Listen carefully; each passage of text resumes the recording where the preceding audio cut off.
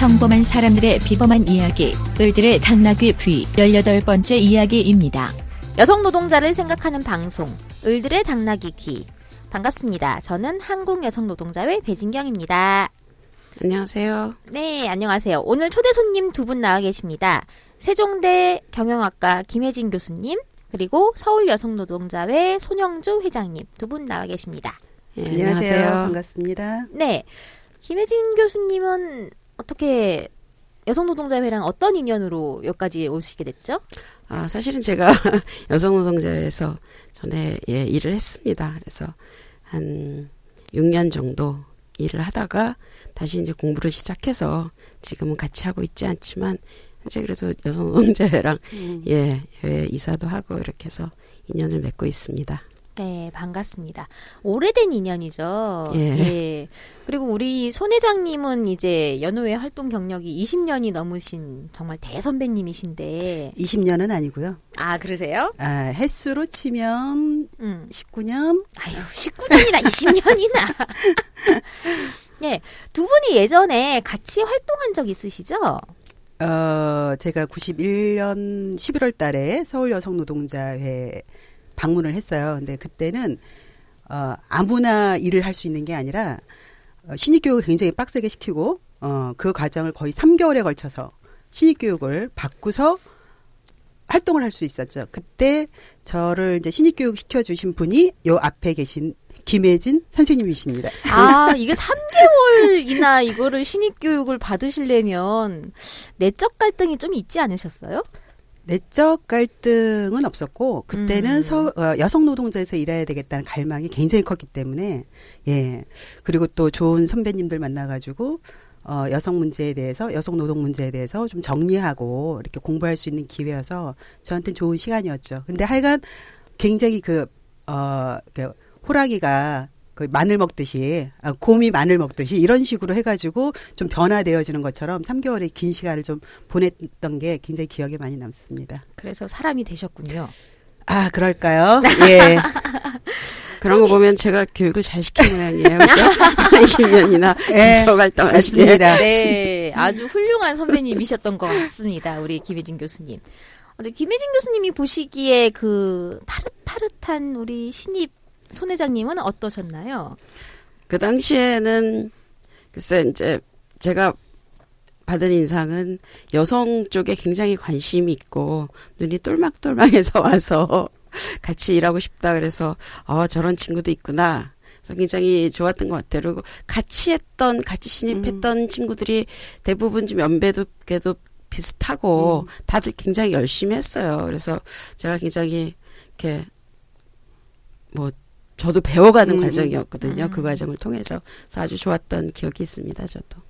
사실 우리 손 회장님은 제 대선배님이세요. 한 10살 차이 나는 학교 선배님이신데 선배님의 신입 시절이라니 아이 부끄러워. 자, 이제 여전히 지금 서울여성노동자회 회원으로 계시는 거죠? 아니, 이사님이십니다. 네. 제가 말씀 잘못 드렸습니다. 이사님이시군요. 네. 자, 이사님과 이제 회원과의 차이는 뭐가 있을까요? 이사님도 회원이시죠. 근데 이제 이사가 되면은 조금 더 책무가 막강해진다고 봐야 되겠죠. 어떤 책무가 있죠? 등기상 등재도 돼야 되고, 혹여나 법적으로 문제가 생길 때 책임도 같이 나눠야 되고, 이런 것도 있지만, 일단 이사와 회원 구분보다는 일단 전체 회원 속에서 역할을 나눠서 하고 있다라고 보시면 될 것 같습니다. 네, 우리 서울여성노동자회는 이제 회원 산책 프로그램이 되게 잘 가동이 되는 걸로 알고 있는데, 이름이 여우 산책인데요. 네. 계집여자의 버두자. 그래서 여성들의 벗들이 모여서 같이 손잡고 어울렁더울렁 산책을 가는 겁니다. 근데, 이제 제가 올해년도 이제 신임 회장으로 와서 회원들하고 조금 더 이렇게 긴밀해지고 할 수 있는 게 뭘까를 고민을 좀 하면서 너무 공부만 하지 말고, 그러니까 좀 너무 채우다 보면은 스트레스와 또 이 경쟁과 이런 게 너무 많잖아요. 그래서 일단 자연에 나가서 자연의 그 자연스러운 이치도 좀 배우고 하늘도 보면서 좀 더 넓어지고 이런 여유를 갖는 게 일을 조금 더 풍부하게 잘할 수 있고 본인의 어떤 그 마음 상태도 잘 다스릴 수 있지 않을까. 그래서 올해 년도부터 해가지고 여우 산책을 진행을 하고 있고요. 그래서 서울 근교에 좋은 데로 가가지고 도시락도 같이 싸와서 나눠 먹고 그리고 좋은 둘레길도 걸으면서 자연에 좀 많이 그 여유로움을 좀 나누고 있습니다. 거기에는 네. 이제 회원들도 있고 이사님들도 시간 되시는 이사님들도 함께하고 계시고 예, 그렇게 진행되고 있습니다. 뭐 여기 참여하고 싶으신 분이 계시다면은 뭐 어떻게 참여를 하면 되는 걸까요? 일단 서울연어 회원으로 등록을 해주시고요. 네. 예. 이후 우리가 좀 확장을 할지 모르겠지만 일단 회원으로 등록을 해주시면 회원 활동 속에서 이게 회원 정회원 활동이거든요. 아, 네. 그래서 회원 활동을 함께 하시면 여러 가지 경험들을 좀 나눌 수 있지 않을까 생각합니다. 회원 가입은 어디로 문의하면 될까요? 서울연어로 해야죠. 서울연합 번호가 뭐예요? 전화번호 3141-3011입니다. 아, 네. 3141에 3011. 회원 활동에 관심 있으신 분들은 전화를 한번 또로록 돌려보시면 되겠습니다. 자, 오늘 서론이 좀 길었습니다. 예. 제가 워낙 이제 또 직계 대선배님들을 모시고 이렇게 말을 시작하다 보니까 말이 좀 길어졌는데 오늘 할 얘기가 여성노동포럼 3강 남녀 임금 격차 누가 이득을 보고 있는가 이 얘기예요. 예. 자, 근데 결론부터 말하자면 김혜진 선생님 누가 이득을 보고 있죠? 글쎄 여자보다 자기가 더 돈을 많이 받는다고 생각하는 남성 노동자들일까요? 아니면 그 사람들에게도 제대로 돈을 안 주는 중소기업 사장일까요? 그것보다는 그 중소기업을 다시 하청으로 해서 더 돈을 더 많이 벌고 있는 대기업의 주주일까요? 우리나라는 대기업의 하청 관계가 워낙 많다 보니까 대기업 주주들이 많이 있겠죠. 그런데 최근에는 뭐 그런 대기업, 우리 재벌이라고 얘기하는 이런 부분만이 아니라 전체 우리가 국제화되고 있다 이런 얘기 많이 하기 때문에 사실은 우리가 잘 보이진 않지만 그 다국적 기업이라든지 아니면 전 세계 어떤 금융 자본이라든지 그런 부분들도 아마 여성 그 남녀 임금 격차의 이익을 이렇게 다 뺏어가는 구조 속에 있다고 생각을 합니다. 네.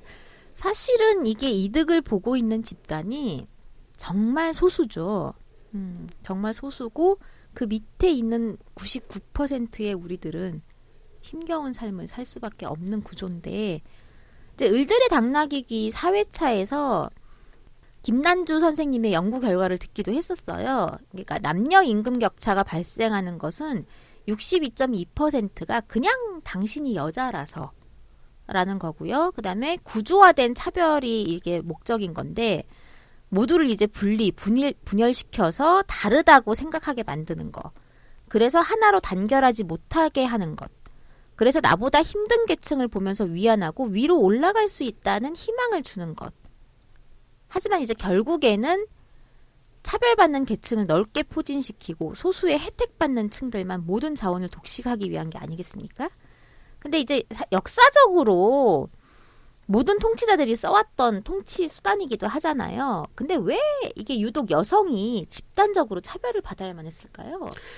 글쎄 이거는 뭐 지금 사회만이 아니라 아마 그 나름대로 사유자 재산제가 확립된 이후에는 여성들이 항상 좀 차별의 입장에 있었던 것 같아요.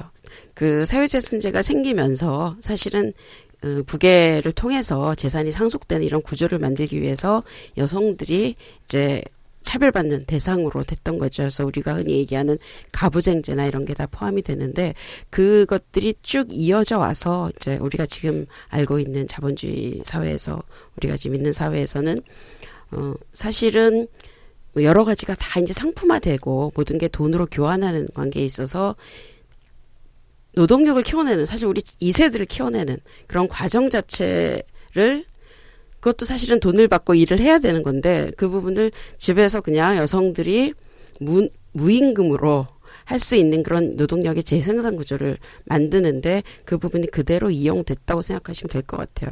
거기다가 이제 플러스해서 그러면 여성들이 다 집에서 재생산 노동만 하느냐?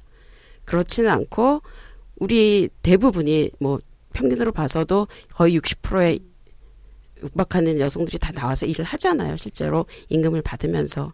그래서 결국 여성들이 이제 그 무임금의 가사노동과 그다음에 시장에서의 노동 이렇게 두 가지를 하게 되는데 그러다 보니까 여자들이 원래는 역할이 집에서 애들 키우고 그런 거 아니냐.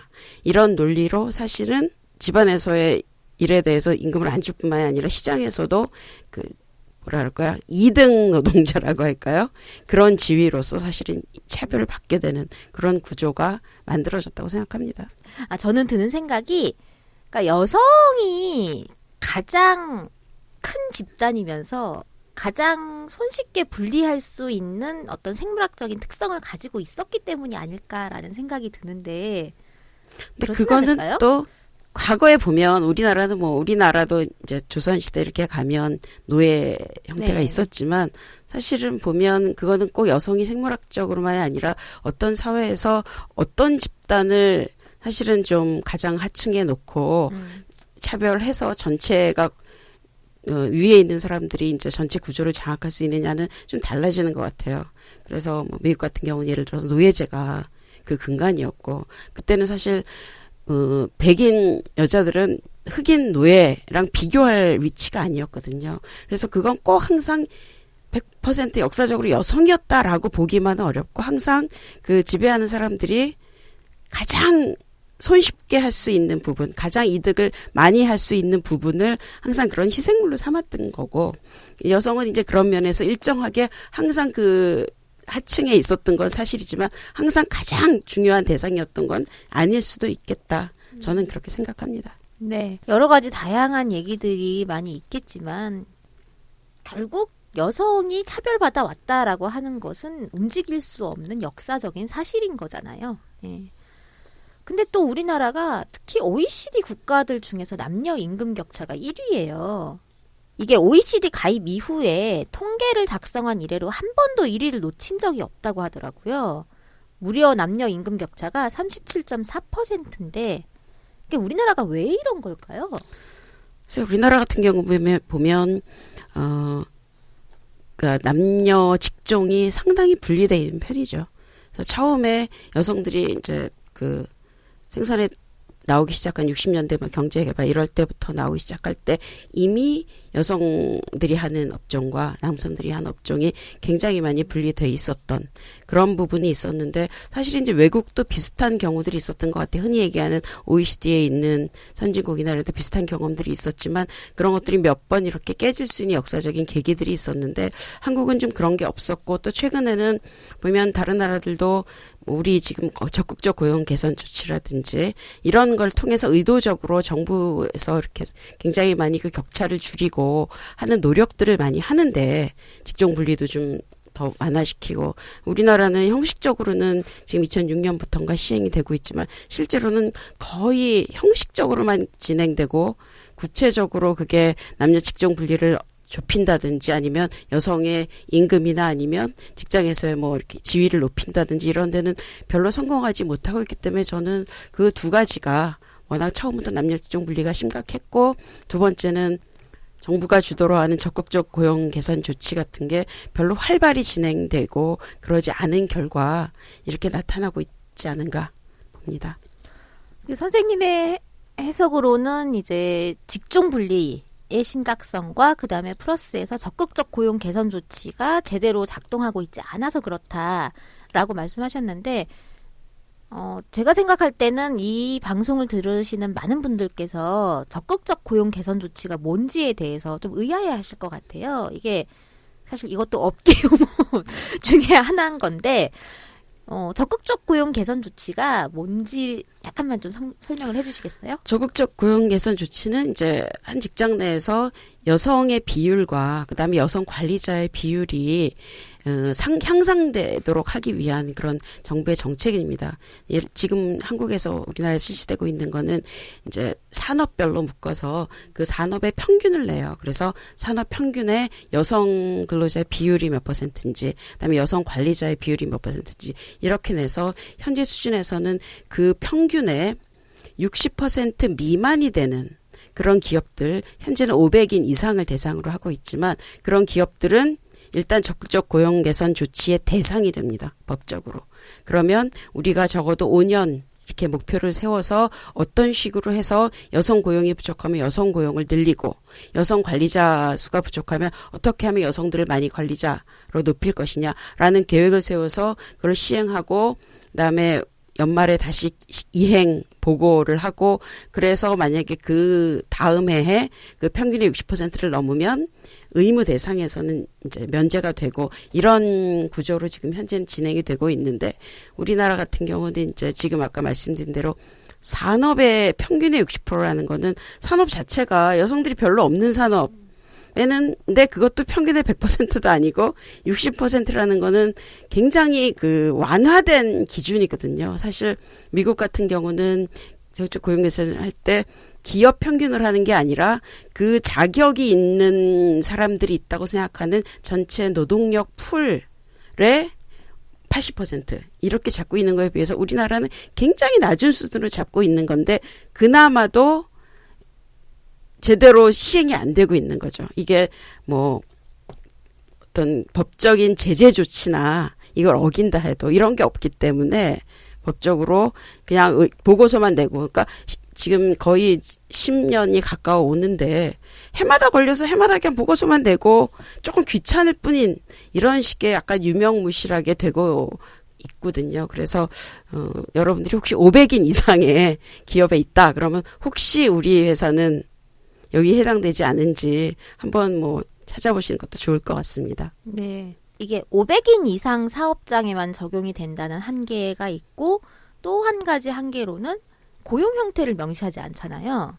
그리고 요거를 위반했을 시에 처벌 규정이 전혀 없고 얼마 전에 정부가 요거를 갖다가 위반한 사업장에 대해서는 뭐 이름을 공개하는 그렇게 좀 법을 바꾸기도 했지만 이게 고용 형태가 명시되지 않는다라고 하는 것은 여성들을 고용을 늘렸다라고 얘기를 했을 때 비정규직으로 늘려도 아무 상관이 없다라고 하는 얘기랑 마찬가지인 거잖아요. 예, 그런 것 같아요. 제가 이제 몇 년째 심사를 하고 있는데 보면 어떤 기업에서는 그렇게 써요. 이번에 그래서 우리가 그 계약직을 여성을 몇 명을 늘려서 이번에는 달성을 했다. 이렇게 쓰는 데가 있거든요. 자기네도 드러내놓고. 그래서 항상 이제 심사하시는 분들 사이에서 건의로는 해마다 나오는 게 그거에 대해서 정규직과 비정규직을 나눠서 적어도 나눠서 기재하고 정규직만 따로 그 비율을 뽑는다든지 이렇게 해야 된다라고 끊임없이 주장을 하고 있는데 그게 잘 안 받아들여지고 있는 네. 상황입니다. 저희도 때가 될 때마다 계속 얘기를 해요. 그리고 뭐 총선이라든가 뭐 대선이라든가 이런 국면에서 그리고 또 정부에서 뭐 정책 같은 거를 좀 요청을 할 때가 있거든요. 그럴 때 이렇게 얘기를 하는데 얘기를 하면 그냥 그걸로 끝이에요. 그러고 나가지고 바뀌지를 않으니까 사실 저희도 좀 힘이 빠지는 그런 경향들이 좀 있습니다. 적극적 고용 개선 조치가 좀 잘 시행이 된다고 한다면 그래도 그나마 조금 나아질 수 있는 여지가 있을 텐데 참 아쉽습니다. 자, 여성계에서는 여성 차별의 문제는 이제 가부장제에 근간을 두고서 얘기를 하거든요. 이게 정설로 받아들여졌었는데 선생님 그날 강의에서 해석이 조금 달랐어요. 이제 남녀 직종 분리나 여성 승진 차별 등의 문제가 그냥 이제 이득이 쉽게 나기 때문에 그렇다라고 말씀하셨는데 이걸 좀 어떻게 설명을 좀 해주시겠습니까? 제가 뭐 가부장제가 현재 여성 차별이나 이런 거에 사용이 되지 않는다라고 보는 건 아니고요. 당연히 사용되지만 그래서 가부장제 때문에 여성이 많이 차별받고 있다라고 생각한다면 그거는 전 조금 오히려 본질보다는 약간 더 나가는 걸 보는 게 아닌가 이런 생각을 한다는 거거든요. 그래서 아까도 저는 말씀드린 것처럼 만약에 노예면 노예 아니면 지금 이제 우리나라 같은 경우는 이제 앞으로 노년층 지금 임금 피크제 많이 얘기하는데 그렇게 어떤 부분을 더 많이 그 임금을 낮추거나 그래서 이득을 볼 수 있다 이런 상황이 되면 좀 충분히 그렇게 할 수 있는데 그럴 때 여성이 역사적으로 가부장제 하에서 이런 위치에 있었기 때문에 여성은 그런 식으로 계속 이용할 그런 가치가 있는 거다라고 생각을 하는 면이 강하다는 거죠. 그래서 물론 그렇다고 딱 경제적인 거 이외에도 가정에서도 뭐 폭력이라든지 뭐 가정 내 이렇게 해서 가부장제의 어떤 잔존 그런 부분이 다른 부분에는 남아있지만 사실은 남녀 차별의 더 근본적인 것은 저는 사실 임금을 주는 사람들이 그러니까 기업은 기업이고 자본인 자본이 어떻게 어떤 부분을 이용해서 가장 이득을 많이 볼 수 있을 것이냐라는 부분을 활용하는 건데 거기에 가부장이 같이 있는 거지 이거를 꼭 그렇게 이렇게 해서 두 개가 이렇게 병렬해서 존재한다 이렇게 보기에는 좀 어려운 게 아닌가 이렇게 생각을 한다는 겁니다. 그러니까 결국은 이제 다층적인 차원을 다 이렇게 두루 봐야 되는데 이게 문제의 그 근원을 갖다가 하나로만 이제 볼 수는 없다. 그러니까 여러 가지 차원을 다 이렇게 두루두루 살펴봐야 된다. 뭐 이런 말씀이셨다라고 하는 그런 거죠. 글쎄 뭐 그 여성운동 얘기할 때 보면 이렇게 견해들이 여러 가지가 있잖아요. 네. 글쎄 뭐 자본주의와 가부장제를 두 개 다 양축으로 보는 경우도 있고 두 개가 오히려 어우러져서 현재 어떤 경제 구조를 더 강화시키는 역할을 하는 걸로 서로 얽혀 있는 형식으로 보는 것도 있는데 주로 후자의 그렇게 많이 입장에 보죠. 저는 네, 더 네. 동조한다는 거죠. 병렬적으로 존재한다기보다는. 근데 거기서 이제 가부장제보다는 조금 더 요런 저는 경제적 구조에 더 초점을 많이 두고 있습니다. 예. 이게 입장이 약간씩 다르기는 한데 근데 사실 결국은 이제 가부장제냐 자본주의냐라고 하는 걸 따지기보다는 이게 어쨌든 두 가지가 얽혀가지고 서로 시너지를 내면서 이제 좀 더 확장되는 그런 방식으로 여성들을 차별하고 그리고 구조를 그렇게 만들어 왔다라고 하는 그런 말씀이셨어요. 근데 그날 굉장히 도발적인 질문들을 많이 던지셨어요. 정규직 고용에 대한 몇 가지 오류가 있다고 하시면서 우리가 흔히 정규직과 비정규직으로 구분된 세상에서 살기 시작하면서 대한민국의 꿈은 정규직이다. 뭐 요런 얘기까지 오갔잖아요. 근데 선생님께서 이날 이게 아이고 의미 없다. 이렇게 말씀하셨어요. 그래서 그게 뭐 제가 그러면 우리 다 정규직 필요 없고 다 고용도 불안하고 임금도 조금밖에 못 받는 비정규직으로 살자 이런 말씀을 드린 건 아니고요. 물론 그렇죠. 그건 아니고 자 가장 기본적인 거는 지금 현재 정규직이라고 보이는 것도 지금 점점 추세 자체가 뭐 한국도 그렇고 다른 나라들도 그렇고 보면 정규직의 고용 안정이라든지 아니면 일정한 상대적으로 그나마 높은 임금이나 이런 것들이 이제 다 똑같이 그런 부분이 이제 공격을 정규직의 임금이나 고용 안정도 이제 위협을 받는 상황이 왔다는 거죠. 그랬을 때 이미 정규직도 위협을 받고 있는데 우리가 우리 비정규직이니까 고용 안정도 안 되고 임금 낮으니까 우리 정규직 해달라라고 얘기하는 게 어떤 의미가 있겠느냐라는 거에서 아이고 의미 없다가 나온 거라고 생각을 합니다. 그래서 사실은 그렇게 가고 있기 때문에 내가 비정규직이지만 내가 직업을 선택하고 그 직업에서 특별한 문제가 없는 동안은 일할 수 있고요, 고용이. 고용이 평생 이런 건 아니어도. 그 다음에 일정하게 내가 살 수 있는 임금을 받을 수 있고. 그러면 그게 정규직이냐 비정규직이냐가 중요한 건 아니지 않느냐, 더 이상. 다 비정규직화 어차피 되고 있는 상황에서. 그래서 너무 초점을 정규직화에만 맞추지 말고 오히려 전체 임금의 향상이라든지 전체 노동자들의 비정규직이라고 하더라도 전체의 어떤 고용의 일정 정도의 안정성이라든지 이렇게 우리가 지향하고 나가는 게 더 추세에 맞는 게 아니겠느냐 이런 말씀을 저는 드리고자 했던 거죠. 네. 근데 이게 해석하기에 따라서 굉장히 다양하게 해석이 될 수 있는 여지가 있었어요. 그날 저희는 선생님 말씀을 듣고 와가지고 사무실에서 야 그러면은 우리가 제3의 길을 가야 되는 거냐. 그러니까 우리가 지금까지 생각해왔던 세상이라고 하는 거는 모두가 안정된 고용과 적정한 임금을 받고서 살 수 있는 세상인 건데 그 지향이 달라져야 되는 거냐. 우리 목표점이 달라져야 되는 거냐. 라고 하는 얘기부터 해가지고 그 수단이라고 하는 것 자체가 사실은 정규직이라고 하는 게 가장 근접한 수단이었는데 그 수단을 이제 포기를 해야 될 시점이 온 거냐라고 하는 얘기까지 오갔거든요. 요거에 대해서는 글쎄, 그거는 뭐 제가 답이 있는 건 아니고, 저도 그런 똑같은 문제의식이 있으니까 같이 생각해보자. 이렇게 이제 그런 의미에서 제가 말씀을 드렸던 거고요. 저는 일정하게는 제3의 길을 생각을 해야 된다고 생각을 해요. 왜 그러냐면 지금 그렇지 않고 우리가 정규직이냐 비정규직이냐. 그다음에 정규직 비정규직 문제가 이제 좀 들어가면 다른 형식으로 또 뭔가 방법을 써서 임금을 또 낮추고 이런 형식이 계속 나올 건데 거기에 계속 대응해서 또 그건 아니다 이렇게 가는 것이 과연 여성 노동자들의 삶이나 아니면 전체 우리나라 노동자들의 삶이나 이런데 얼마만큼 도움이 될 것이냐. 그거보다는 사실은 정말 우리가 원하는 뭐 자기가 일하고 싶으니까 뭐 아주 궁극적으로 얘기하면 자기가 하고 싶은 일을 자기가 그렇게 뭐 노예처럼 일하지 않고 할 수 있는 만큼 하고 거기서 나오는 거기서 받는 돈이 자기가 살 수 있을 만큼 주어지고 이런 사회인데 그거를 너무 정규직과 일치시켜서 받던 거에 문제가 있는 게 아니냐라고 저는 본다는 거죠. 그래서 그거보다는 나 비정규직 여기도 좋다. 그 대신 최저임금 우리 시간당 2만 원 해달라. 그러면 저 2만 원 해서 받아서 그러면 내가 그래 여기 한 1년 일하고 뭐 딴 데 가서 또 1년 일하고 그래서 크게 문제가 있겠느냐.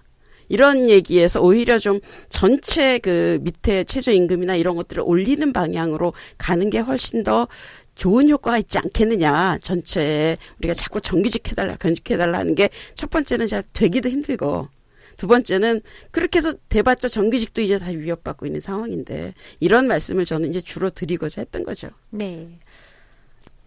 참 근데 이게 지향이 흔들린다라고 하는 것 자체가 어려워요. 그잖아요. 지향이 흔들린다고 하는 게 우리가 이제 가야 될 목표 지점을 상실을 해버리고 다른 산을 가야 된다라고 하는 그런 얘기인 거잖아요.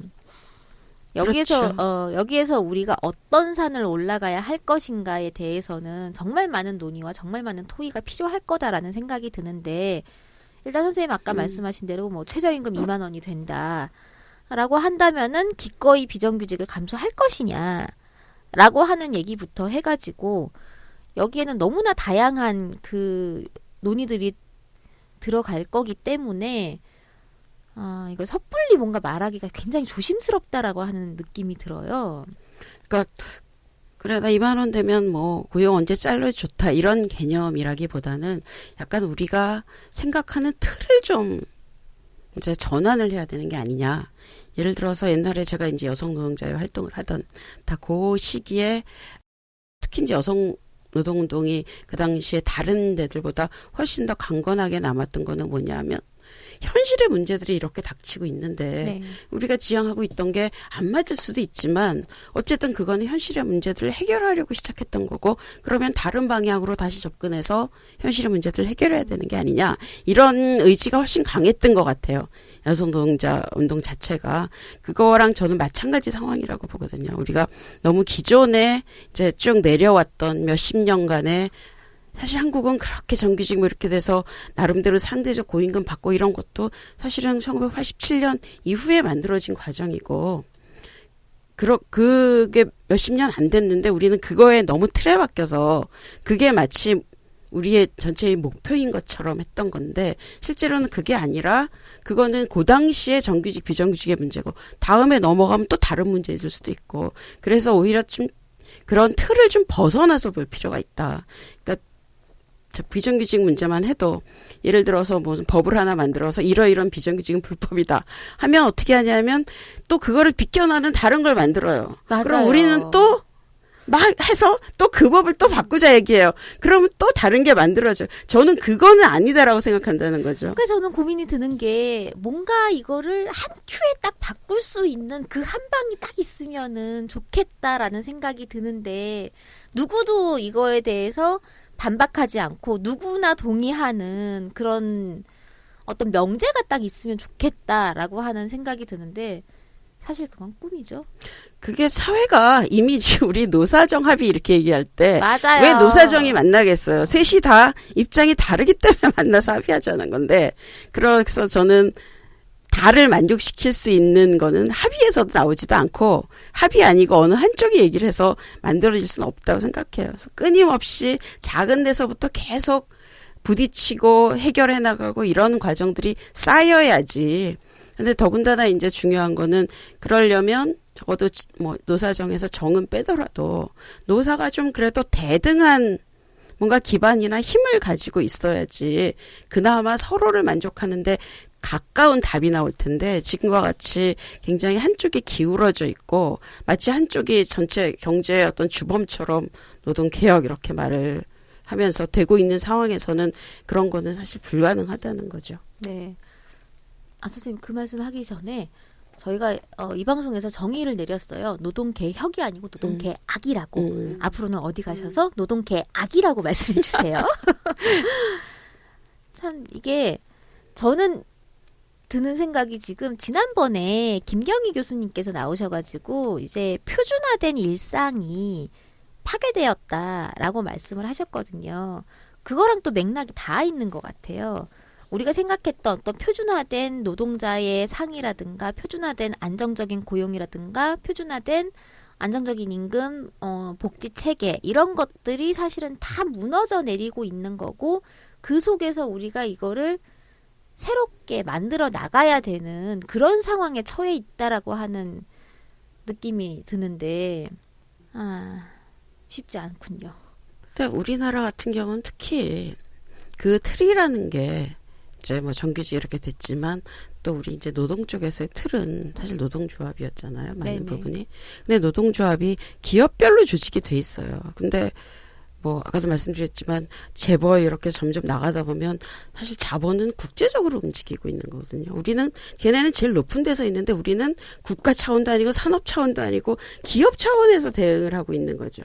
그러니까 전혀 틀에 서로 균형이 안 맞을 수밖에 없는 구조인데 그래서 이게 물론 개별 뭐 기업에서 협상을 열심히 해서 임금을 올리는 것도 좋지만 그걸로는 전체 우리 사회에서 지금 뭐 전체 어떤 양극화라든지 중산층 파괴라든지 뭐 1대 99의 그런 현상들 이런 것들을 극복하는 데는 거의 도움이 안 되는 거죠. 굉장히 그러니까 당사자들한테는 뭐 일정하게 임금 효과가 있을지 모르지만 그런 면으로 그 틀을 우리도 깨야 된다는 거죠. 그게 흔히 말하는 이제 우리가 87년에 해서 그 이후에 만들어진 어떤 노사관계의 한국의 전형 같은 게 있었다면 그게 사실은 깨지고 있는 상황이라서 그래서 그 면에서는 제가 김경희 교수님 말씀은 안 들었지만 아마 상통하는 게 있을 거라고 생각을 합니다. 네.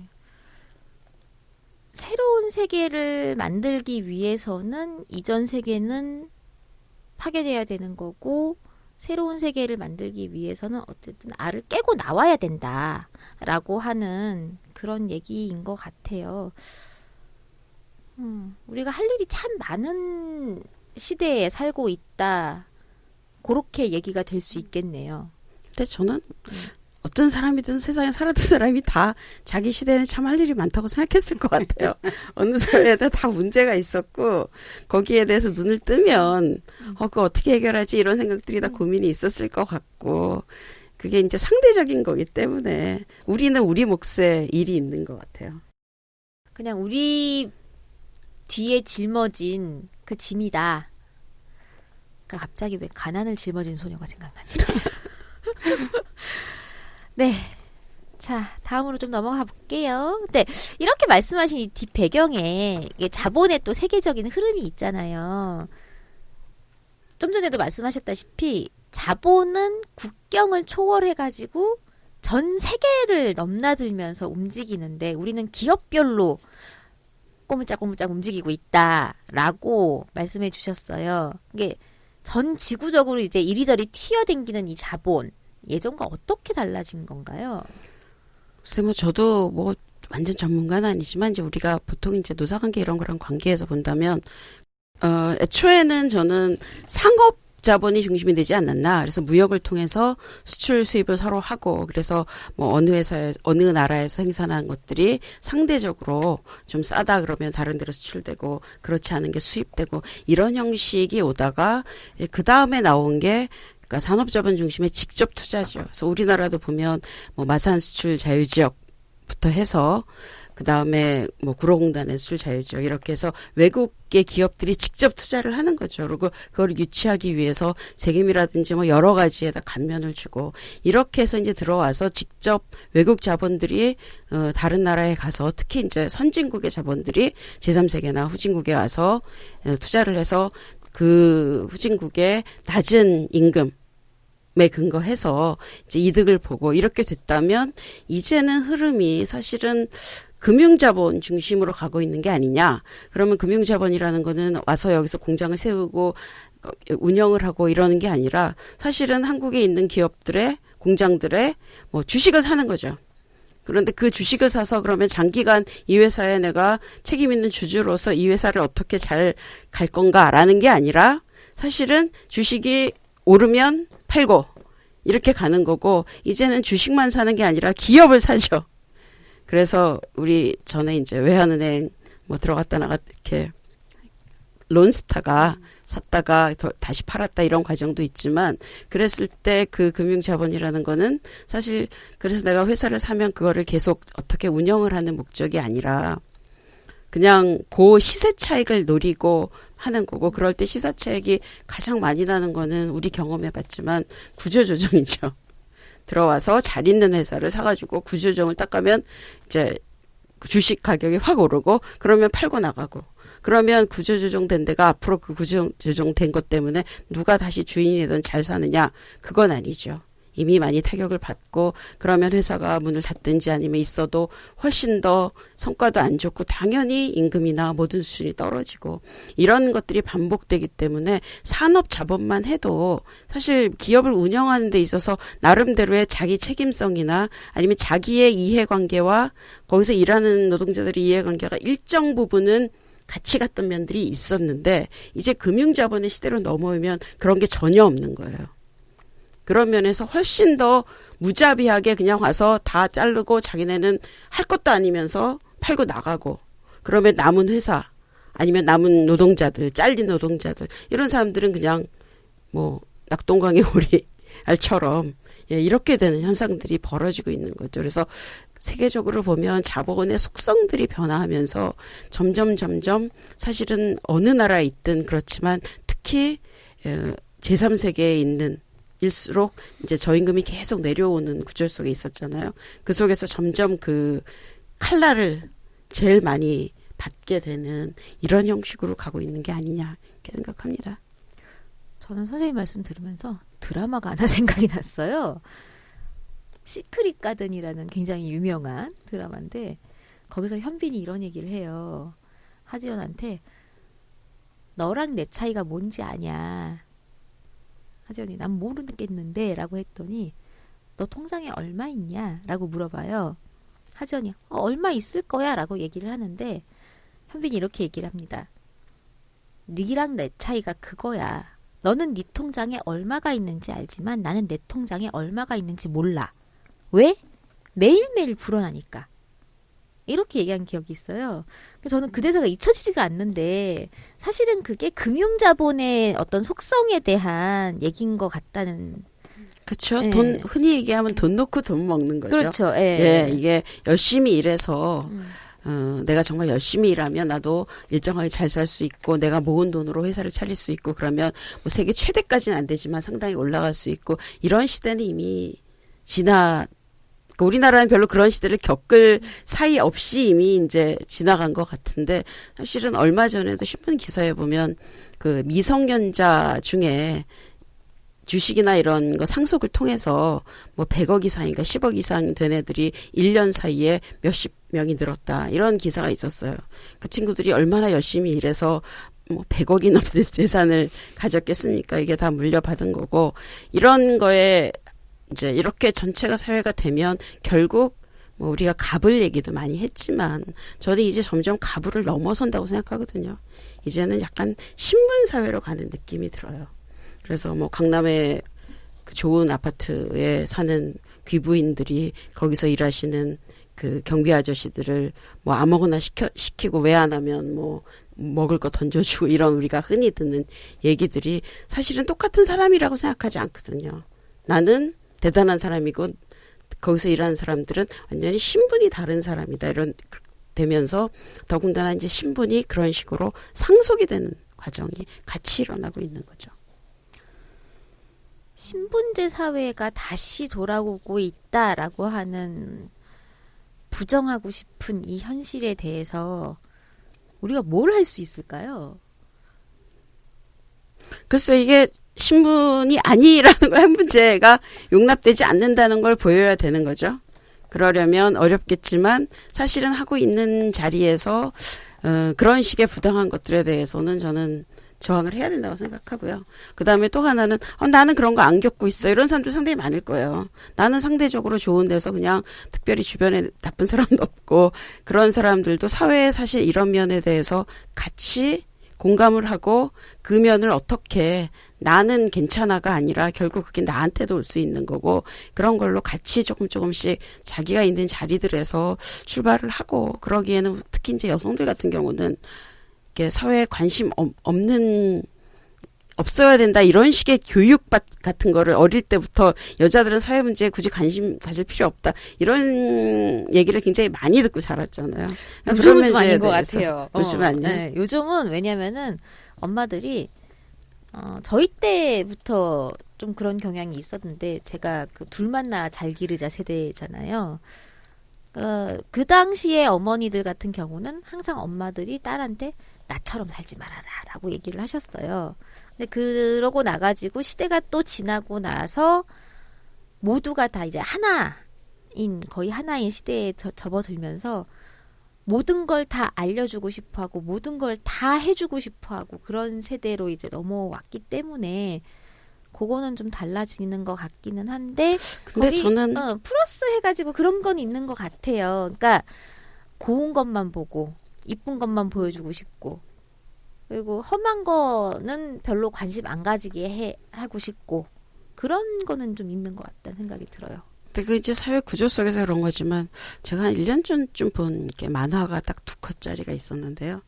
되게 저는 좀 감명 깊었어요. 저도 이제 엄마지만 엄마의 입장에서 그거 보면 똑같은 장면이에요. 한여름이었던 것 같은데 막 땀 뻘뻘 흘리면서 청소하시는 거리에서 청소하시는 분들이 청소를 하고 있고 그 길을 건너서 엄마가 애를 손을 잡고 가고 있어요. 근데 이제 첫 번째 컷에서는 엄마가 저 아저씨 봐라. 너 공부 열심히 안 하면 저렇게 된다. 공부 열심히 해라. 이렇게 하는 게 첫 번째 컷이었고요. 똑같은 그림입니다. 말만 달라요. 말풍선에 엄마가 너 공부 열심히 해서 앞으로는 저기서 힘들게 일하시는 분들도 다 잘 살 수 있는 세상을 만들어야 돼. 이렇게 얘기를 하는 거죠. 그래서 제가 말한 건 엄마들이 뭐 사회 돌아가는 거 애들이 알고 이런 의미에서 그냥 그래 저 사람도 저렇게 사니까 너는 그렇게 살지 마라라고 얘기하는 게 아니라 실제로 사회 돌아가는 것들의 본질에 대해서 알고 이런 면에 대해서는 굉장히 우리가 이렇게 한쪽으로 막혀 있는 면들이 특히 여자들 같은 경우는 많이 있다는 거죠. 특히 엄마로서 애들한테 그런 얘기를 많이 하는 엄마들이 많이 있다라는 거라서 특히 여성들의 좀 어깨가 무거운 건 같아요. 가정에서 어떻게 아이들에게 정말 일하는 거에 어려움과 일하는 거에 귀중함과 그다음에 공정한 사회가 어떤 건지 이런 것들이 은연중에 굉장히 많이 교육이 되는데 엄마들이 대부분 특히 잘 사는 엄마들 같은 경우는 딴 애들을 다 짓밟고 올라가서 너만 잘 되면 된다라는 게 이 사회를 얼마나 멍들게 하는가. 그리고 실제로 그렇게 교육을 받고 있어도 그중에 몇 명이나 제일 위로 올라가겠습니까? 나머지는 어차피 다 우리가 얘기하는 99%에 들어갈 텐데 이런 것들이 오히려 사회에서 이제 이런 문제들이 지속될 수 있는 그런 구조를 생산하는 거죠. 어머니들의 어깨가 무겁다라고 말씀하셨고 거기에 보태서 사실은 아버지들의 어깨도 같이 무거워져야 된다고 우리는 얘기를 하잖아요. 아버지들이 아이들과 놀 시간이 없고 대화할 시간이 없는 사회라고 하는 건 굉장히 불행한 사회인데 이 불행한 사회에서 우리가 좀 벗어나기 위해서는 어쨌든 자기가 있는 자리에서 그 위치에서 움직이고 힘을 쓰고 노력해야 된다라는 말씀이셨어요.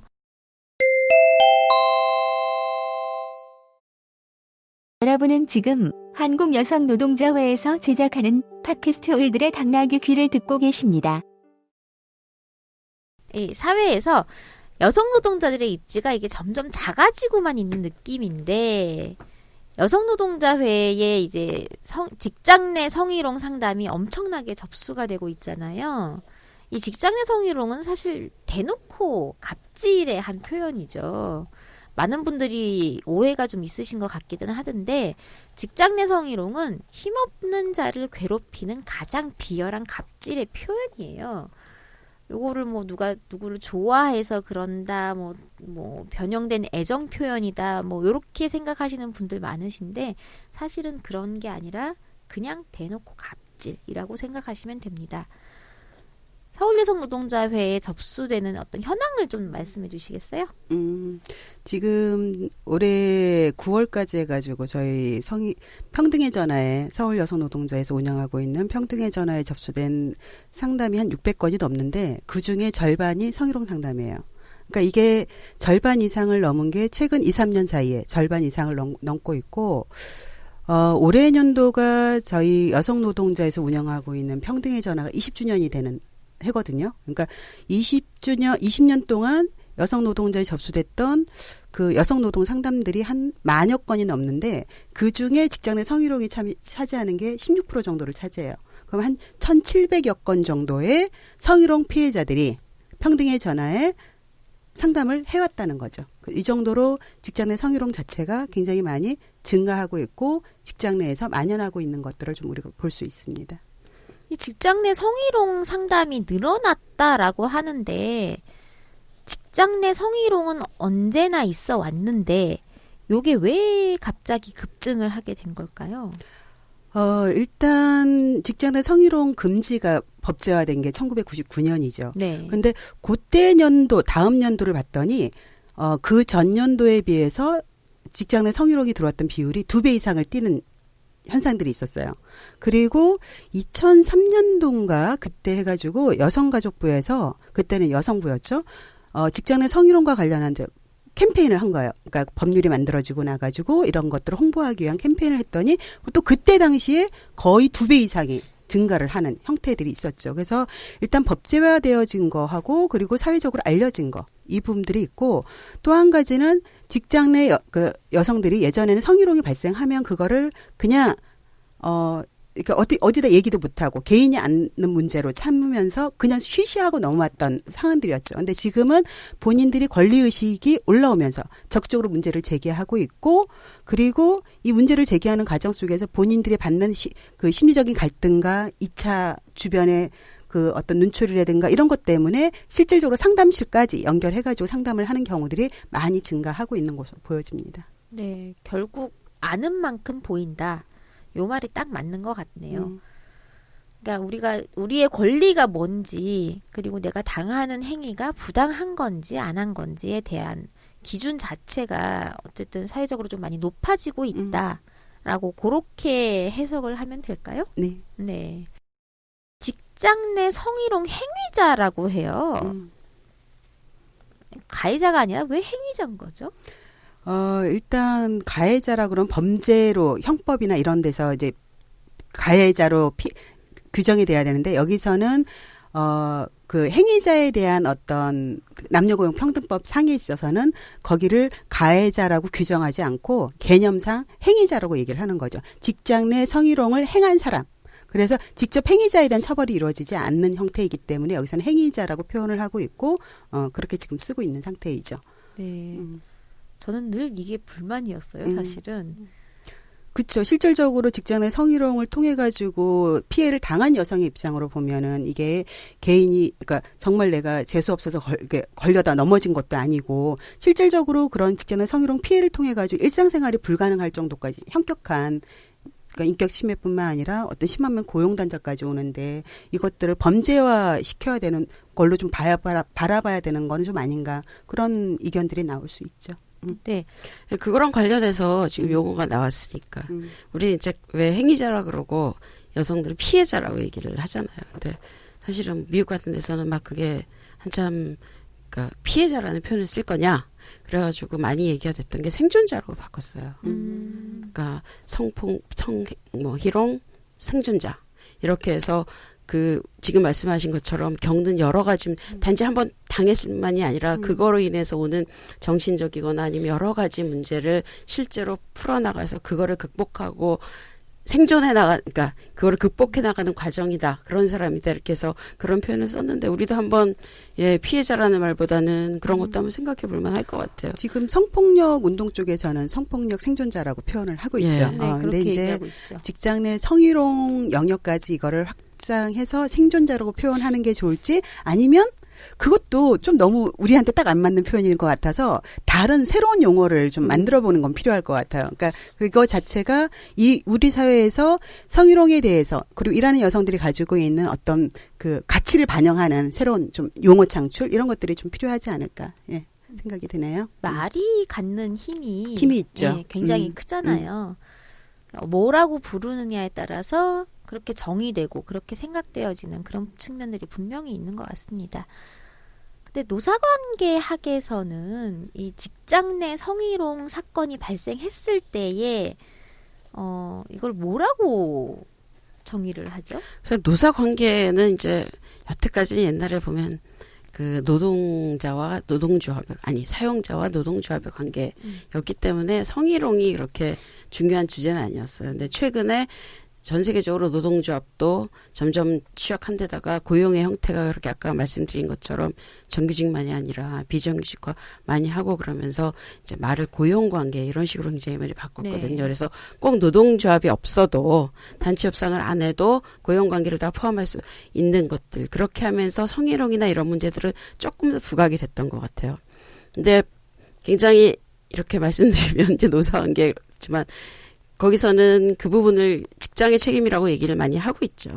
그 부분에 대해서 뭐 정책을 세우고 시행하고 뭐 명확하게 어떤 사건이 벌어지면 어떤 처벌을 하고 이렇게 얘기하는데 굉장히 재밌는 것들이 있어요. 그러니까 뭐냐 하면 제가 이제 한 1년 전쯤 한국에서 성희롱 그 직장 내 성희롱 이런 걸 가지고 여성 간부들하고 노동조합 같이 이렇게 토론회 같은 거 하면서 얘기를 한 적이 있는데 그때 나온 얘기들이 사실은 노동조합원인 남성들이 거기에 비정규직으로 들어와 있거나 그런 게 들어와 있는 여성들을 성희롱하는 경우들이 생긴다는 거예요.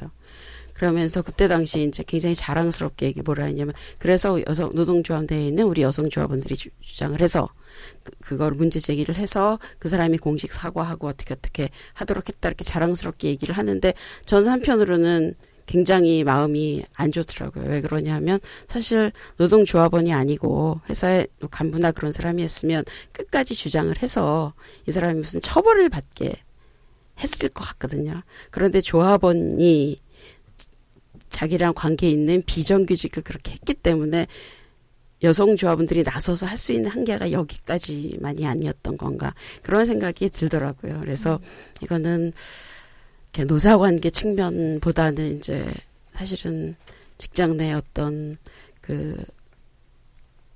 그거는 지위과를 막론하고 굉장히 얼마큼 불평등한 관계에 있느냐라는 거를 대표하는 그런 측면인 것 같아요. 그래서 이게 힘의 논리가 작용이 되지만 그게 노사관계로 서로 뭐 합의를 해서 어떻게 되거나 이런 부분이 아닌 영역들이 있는 거죠. 그러니까 당연히 회사 내에서 노동조합이 있어도 해결하기 어려운 문제이기 때문에 여성단체나 이런 데서 당연히 그 부분을 특화해서 하는 것들은 저는 지극히 꼭 필요한 그런 일이라고 생각합니다. 네. 우리나라 같은 경우는 직장 내 성희롱 예방 교육을 연 1회 이상 실시를 해야 되죠. 근데 응답자들 중에서 이제 한 35.6% 정도가 예방교육을 받았다라고 대답하고 나머지는 교육도 못 받았다라고 대답을 했다고 해요. 네. 직장 내 성희롱 피해를 입은 사람들한테 물어본 거죠. 예방교육을 받았느냐 안 받았냐 그랬더니 거의 64%가 못 받았다고 답변을 했고 여기서 좀 재미있는 게 뭐냐면은 아까 그 행위자 얘기를 했잖아요. 근데 그 성희롱이 발생을 했을 때 거의 절반 이상이 행위자가 상사고 또 4분의 1 정도. 그러니까 아까 1,700명이라 그랬는데 그중에 460명 정도가 사장에 의한 성희롱을 했다는 거예요. 그러니까 그 행위자의 4분의 1 정도가 사장이라는 거죠. 근데 이 사람들이 그러니까 직장 내 성희롱을 한 그 상사의 그 사업장들을 봤더니 실상 성희롱 예방 교육이 실시된 사업장에서의 이제 사장에 의한 성희롱은 굉장히 낮게 나타나 11% 정도 나타났어요. 근데 직장 내 성희롱 예방 교육이 이루어지지 않은 미실시 사업장에서 이루어진 사장에 의한 성희롱은 40%라는 거예요. 그러니까 현격한 차이가 있는 거죠. 그래서 직장 내 성희롱 예방 교육을 연일에 제대로 실시하는 것도 굉장히 중요하고 더 나아가지고 사업주가 성희롱 예방 교육을 필히 꼭 받아서 이게 이제 건강한 조직 문화와 직장 문화를 만들어가는 데 있어가지고 이 마인드를 제대로 갖는 것 이것 자체가 굉장히 중요하다고 생각이 듭니다. 요즘에 그 직장 내 성희롱 교육을 해준다라고 하면서 와가지고 금융상품을 소개하는 경우가 있다고 하죠? 예, 그런 경우들이 의외로 많더라고요. 네. 저희 그 서울연호 이사장님도 어디 이제 모 대학에 이제 지금 교수로 계시는데 최근에 성희롱 예방 교육을 받았다는 거예요. 근데 예방 교육을 받고 나가지고 금융상품을 팔더라는 거예요. 저희 서울 여성노동자 이사장님도 그 경험을 다 하신 거죠. 그래서 이게 한 곳에서만 일어나는 게 아니라 굉장히 많은 사업장에서 지금 일어나고 있고, 무료로 성희롱 예방 교육을 해주겠다. 의무적으로 해야 되는 거니까 해주는 대신 시간을 할애해가지고 금융상품을 파는 방식으로 지금 이런 말도 안 되는 상황들이 발생하고 있고, 이랬을 때 당연히 성희롱 예방 교육의 질 자체가 제대로 담보가 되어지지가 않는 거죠. 그리고 그 강사의 자질 문제도 그렇고 시간도 충분히 배려되고 있지 않고 이런 부분과 관련해서는 여성단체 쪽에서 노동부에 계속 이제 문제 제기를 한 걸로 알고 있는데 아직까지도 그거에 대한 정확한 이제 실태라든가 고용노동부에서 어떤 이제 시정 조치라든가 이런 것들이 좀 이루어지고 있지 않아서 좀 아쉽습니다. 네. 우리가 얘기를 하면은 이게 실행이 되기까지 시간이 정말 많이 걸려요. 참 힘듭니다. 뭐 건의를 하고 얘기를 하면 좀 빨리빨리 좀 했으면 참 좋겠는데. 한번 여성노동자회에서 성희롱 없는 세상을 위한 날 이렇게 해서 한번 쫙 캠페인이나 이렇게 해서 여성들이 좀 한번 같이 모여서 행진도 하고 이런 거를 해서 자꾸 사회 여론화시키는 것도 중요한 것 같아요.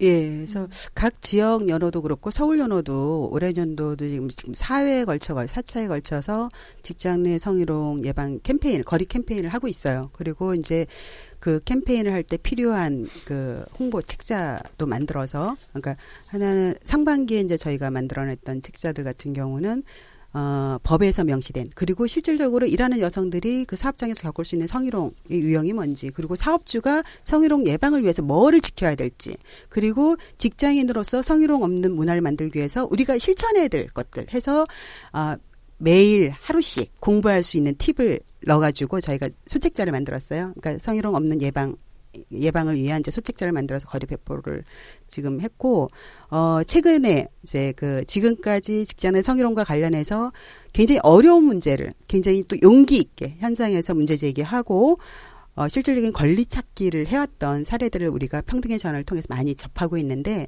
그 사례들의 노하우를 다 모아가지고 저희가, 그러니까 그걸 조금 더 대중적으로 읽을 수 있는 판소리 방식으로 새롭게 구성을 해서 책자를 냈습니다. 그래서 그 책자의 제목이 그 누군가에게 토닥토닥이에요. 그러니까 이 제목을 정하면서도 성희롱을 당하고 있는 사람들이 굉장히 많은데 도처에서 실질적으로 어떤 누구한테도 하소연도 못하고, 근데 고통은 너무 심하고, 그 누군가에게 작은 위로와 그리고 용기를 줄 수 있는 그런 좀 힘이 됐으면 좋겠다 싶어서 저희가 이제 대응서를 냈습니다. 그래서 그 대응서와 관련해서도 이제 홍보를 통해 가지고 또 필요한 분들한테 전달할 계획을 갖고 있고요.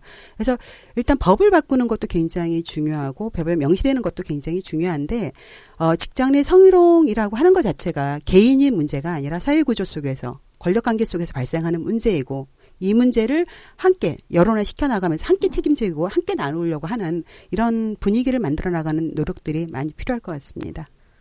제가 들었던 그 상담 내용 중에서 굉장히 기억에 깊게 남아있는 상담이 있었는데, 나이가 되게 많으신 분이었어요. 나이가 많으신 분이었는데 이분이 전화를 거셔가지고 그 용역이셨는데 소장이 그렇게 성희롱을 한다. 성희롱을 하는데 이거를 내가 어떻게 하면 좋겠냐라고 상담을 하셨었는데 몇 가지 이제 대응 방안에 대해서 말씀을 해주셨는데, 아휴 그런 거 못하겠고요. 그냥 내가 이 얘기를 어디다 할 데가 없어요. 아들한테 하겠어요. 며느리한테 하겠어요. 딸한테 하겠어요. 남편한테 하겠어요. 손주한테 하겠어요. 그냥 내 얘기 들어주셔서 고마워요. 이러고 끊으셨다는 분이 계셨어요. 그래서 저는 그 얘기 듣고 굉장히 가슴이 아팠거든요. 성희롱이 발생했을 때 대처할 수 있는 방법에 대해서 좀 말씀해 일단 주시겠어요? 내가 직장 내 성희롱을 당했다. 당한 그 순간 정확하게 거부 의사, 내 감정을 정확하게 표현하는 게 필요하죠. 그리고 그 사람으로부터 그 자리에서 사과를 받을 수 있으면 가장 사과를 빨리 받아내는 게 제일 좋죠. 그래야만 이 심정적인 후유증이라든가 이게 오래 안 가니까. 근데 대부분 이러하기가 굉장히 힘들거든요. 그러면 일단 위에 상사에 보고를 하고 사내에서 그 이 문제를 해결할 수 있는 구제 절차라든가 이런 걸 정확하게 알고 문제 제기를 그걸 통해서 하는 방식이 있을 거고, 그리고 이 성희롱이 발생했을 때 이거는 공개석상에서 발생하기보다는 굉장히 은밀한 관계에서 많이 발생하다면 사적인 관계에서 뭐 단둘이 있을 때라든가 은근 이런 경우들이 많기 때문에 이거와 관련해서 정확한 이제 증거를, 그러니까 뭐 그 서면으로 된 거라든가 아니면은 뭐 문자라든가 뭐 이런 그 증거자들을 정확하게 가지고 있어야지 이게 나중에 했네 안 했네. 왜냐하면 한 사람은 없고 당한 사람만 있고 나중에 가서는 이런 경우들이 많이 발생하기 때문에 일단 정확한 증거를 확보하고 문제 제기를 명확하게 하고, 그리고 사내에서 해결을 하는 게 제일 좋죠. 안 그러면 이제 이게 외부로 나가면 본인 당사자도 이 사내에 발생한 문제가 노동부라든가 막 외화되어져 나가면 이 이후에 내가 여기서 고용을 지속할 수 있을지, 일을 계속할 수 있을지 굉장히 심리적으로 부담하기 때문에 일단 가능하면 사업장 내에서 그 문제를 해결하려고 하는 노력들을 적극적으로 하는 게 필요하고, 정 안 될 경우에는 외부 여성단체나 아니면은 노동부나 이런 데 적극적으로 이제 문제 제기를 해 나가는 방식들이 필요합니다. 어렵습니다. 어렵지만 나를 지키기 위해서, 그리고 내 동료와 함께 하기 위해서, 그리고 내 삶을 지키기 위해서 용기를 내주시면 좋겠습니다. 직장 내 성희롱이 발생을 하고 나가지고 그 이후에 많은 이제 피해자들이 굉장히 고통스러운 상황에 처해 있잖아요. 근데 이게 단순하게 마음이 힘들고 이런 문제를 넘어서는 차원이죠. 예. 얼마 전에 그 서울연호에서 집단 상담 프로그램을 진행하셨잖아요. 어떠셨어요? 저희가 그 작년 하반기부터 하고 있는 게 워낙 이제 직장 내 성희롱 상담이 많이 늘다 보니까 이게 법률적으로 그러니까 안내해주고 지지하고 그러니까 지원할 수 있는 게 좀 많이 한계가 있어요. 그러니까 법률적으로 다 해결되지도 않고, 그리고 고통을 당한 사람은 고스란히 그 고통을 안고 있어야 되는 경우들도 많고, 그래서 작년 하반기부터 시작하고 있는 게 전문 상담하시는 분을 연결해서 개인 심리 상담을 올해 연도 계속 연결해서 진행을 하고 있고요. 특히 올해 연도에는 그 직장내 성희롱 피해를 당한 여성들을 중심으로 해서 팀을 꾸려가지고 집단 치유 프로그램, 너를 공감해라는 프로그램을 저희가 5차에 걸쳐 진행을 했습니다. 근데 일단 이제 저희가 내담자들한테 이 프로그램을 통해 가지고 본인이 경험했던 거를 일단 드러내야지. 드러내지 않으면 내가 뭐가 문제였는지, 내 고통이 어디서 오는지가 정확하게 진단이 안 되기 때문에 화로 났기 때문에 그게, 그래서 일단 드러내고, 그리고 같은 경험을 공유한 사람들이 함께 그 경험을 나누면서 또 위로도 받고, 그리고 다른 사람들이 이 문제에 대해서 어떻게 대응해왔는가, 그리고 감정을 어떻게 처리하고 있는가, 이런 거를 서로 주고받으면서 내가 하는 방식도 있지만 다른 방식으로도 이 문제를 넘어갈 수 있겠구나, 이런 것들을 상호 배우는 과정들을 저희가 이제 진행을 했습니다. 그래서 프로그램에 참여한 대부분의 이제 내담자들 같은 경우는 이 프로그램이 굉장히 나한테 위로가 많이 됐다. 그러니까 그전에는 어떤 누구한테도 얘기할 사람이 없었다는 거죠. 이 문제를 가지고. 그러니까 이 위로할 사람이 없었는데 그래도 와가지고 같은 경험을 나눈 사람들끼리 얘기하고, 그리고 또 이제 저희가 전문 심리 안내를 해주시는 전문가를 붙여가지고 그 프로그램을 진행을 한 거거든요. 그러다 보니까 또 이제 그 전문가가 본인의 마음 상태를 바라보는 또 훈련을 시켜주시고, 객관적으로 감정을 객관화시킬 수 있는 그 훈련을 해보고 이러면서 좀 이제 본인이 이 문제로부터, 예전에는 그 문제 때문에 내 인생이 발목 잡혔다면은 이제는 그 감정을 약간 순화시켜 나가고, 그리고 이제는 내가 좀 자유롭게 이 문제에 대해서 조금 자신감 있게 대응을 해나갈 수 있겠다. 그런 이제 자신감을 얻는 과정들로 이제 평가가 나왔습니다. 그래서 이런 우리 사회 속에서 직장 내 성희롱 피해자들이 가지고 있는 심리 정서적인 어려움에 대해서 귀 기울이고 함께 고민하고 이런 작업들을 저희 거의 전무했던 것 같아요. 그래서 서울연에서 이제 올해 년도 처음 시도를 했는데 이런 시도들이 고통을 겪고 있는 사람들한테 실질적 힘이 됐으면 좋겠고 이게 또 좋은 하나의 모델이 돼서 이후에도 이런 그 지원 체계들이 좀 활성화되는 과정들이 필요하지 않을까 생각이 듭니다.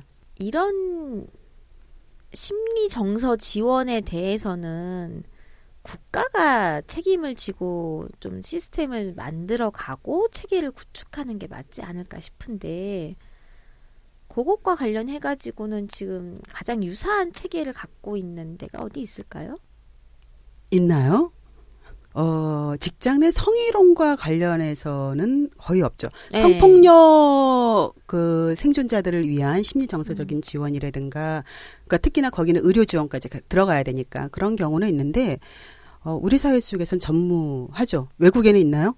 외국도 거의 전무한 걸로. 제가 외국을 다 모르는데 네, 제가 그렇긴 뭐 한데. 맨날하는 그런 프로그램은 없었던 것 같습니다. 예, 예. 근데 우리가 이 프로그램에 이제 관심을 갖게 된 이유가 뭐냐면, 이 내담자들하고 상담을 하면서, 그러니까 그 상담하시는 분도 굉장히 힘든 거예요. 그 감정을 그대로 받아야 되니까. 근데 이분들이 어떤 누구한테도 이거를 호소할 데가 없었던 거예요. 특히나 내가 성희롱 당했어. 그래서 이제 나타난 현상적인 거 외에 이 사건 이후로 발생한 감정적인 부분에 대해서 어떤 누구한테도 도움을 구할 수가 없었다는 거죠. 그래서 서울 여성 노동자에서 이제 저희 내담자들이 굉장히 많은데 그러니까 2년 동안 내담자 100여 명을 대상으로 해가지고 당신이 직장 내 성희롱 경험이 있었는데 이 경험이 본인의, 그러니까 그때 당시 그 감정적인 상태는 어땠고 세월이 흐른 지금엔 또 어떤지를 우리가 설문조사를 했어요. 그랬더니 거기 결과를 보면은 우리가 좀 이렇게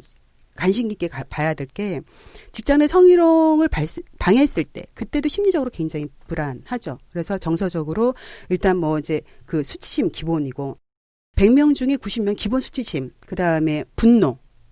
내가 이런 일을 당했는데 그 화를 낼 사람도 없는 거죠. 화를 내서 이걸 회복할 수도 없는 거고. 그러니까 심리적으로 굉장히 불안정하다는 거예요. 그리고 자신감도 떨어지고 일에 대한 집중력도 떨어지고 이제 이런 것들이 나타났어요. 그러면 당신은 이런 어려움을 겪었을 때 어떤 누구한테 상담을 했느냐 봤더니 실질적으로 법에 규제가 돼 있잖아요. 성희롱 해서는 안 된다고 그러고 사업주의 역할도 규제를 하고 있음에도 불구하고 관련 기관에다가 신고했다고 하는 거는 우리가 복수 응답을 하긴 했지만은 49%밖에 안 된다는 거예요. 나머지 사람들은 거의 50% 이상은 어떤 누구한테 가서도 얘기도 못 하고 그냥 참죠. 그렇죠. 그러니까 그냥 참았다. 어떤 데도 얘기 못 했다. 친구한테도 못 했다. 가족한테도 못 했다. 이런 사람들이 10명 중 1명 걸로 얘기를 못 했다고 하는 거예요. 어떤 데도 얘기를 못했다. 이제 이렇게 답변을 하고 있었고, 그러면 당신이 지금 성희롱이 3개월 전에 2년 전에 발생을 했는데 지금 시점, 설문을 하고 있는 이 시점에 지금 당신이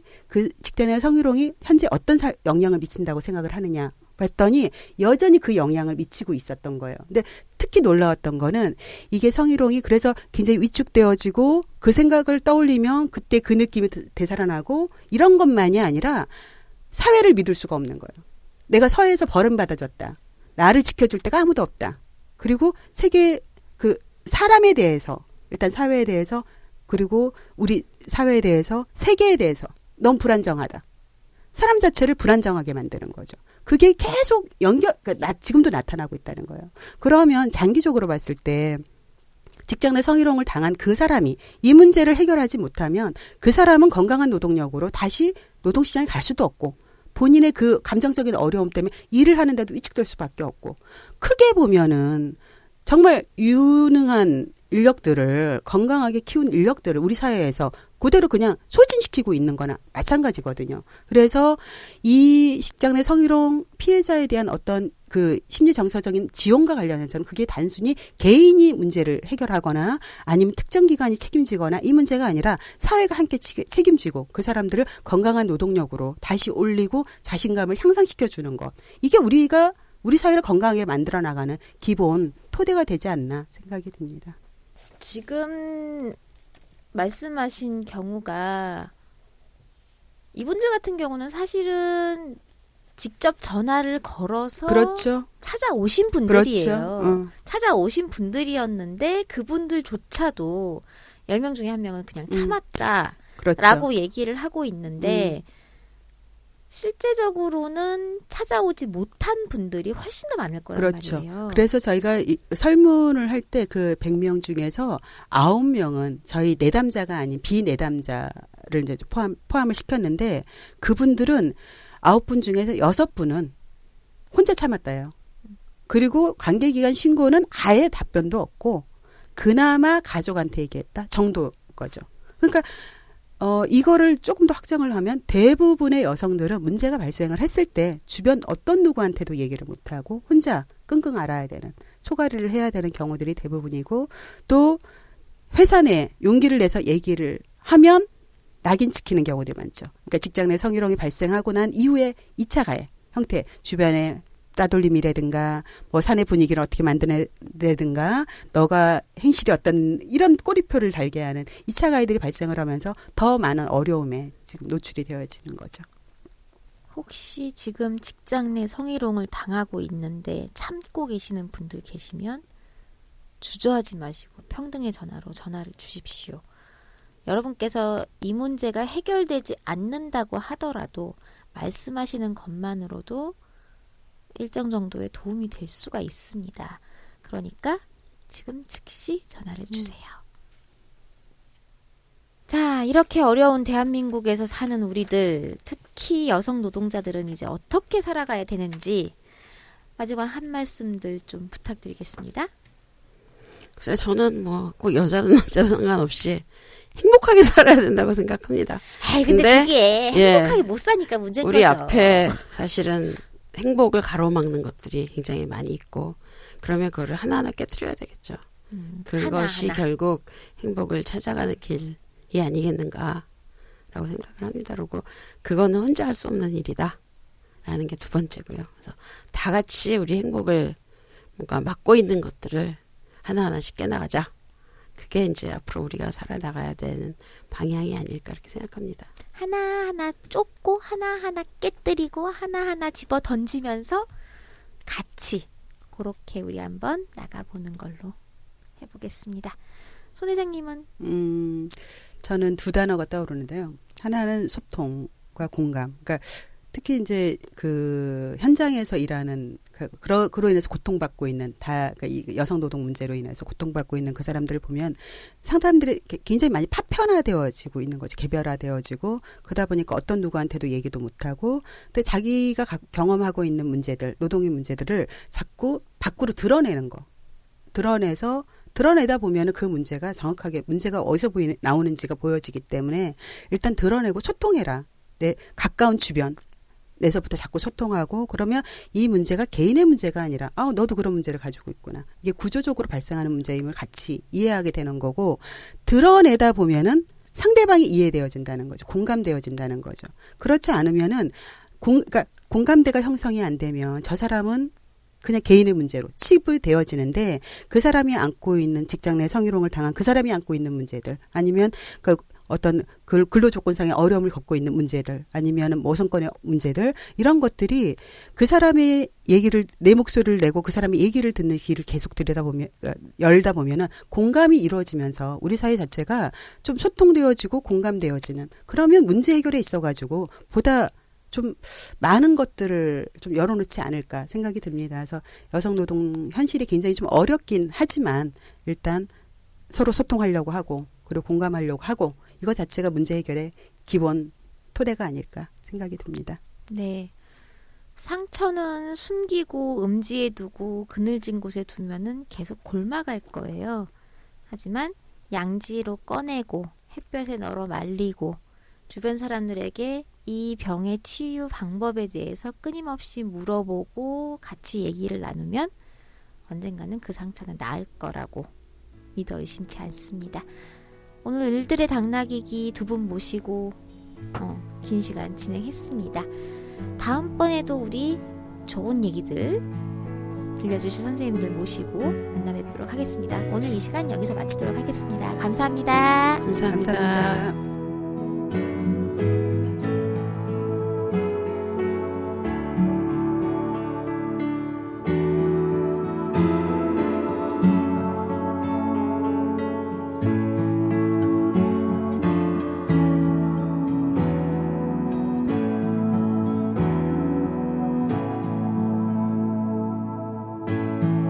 을들의 당나귀 귀는 한국여성재단의 성평등한 사회 만들기 지원 사업으로 한국여성노동자회에서 제작합니다.